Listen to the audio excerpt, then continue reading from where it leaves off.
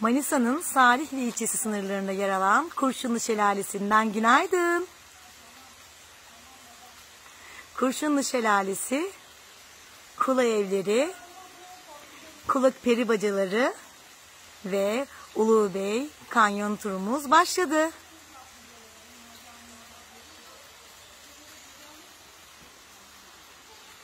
İlk durağımız doğayla iç içe olduğumuz Kurşunlu Şelalesi ile başladı.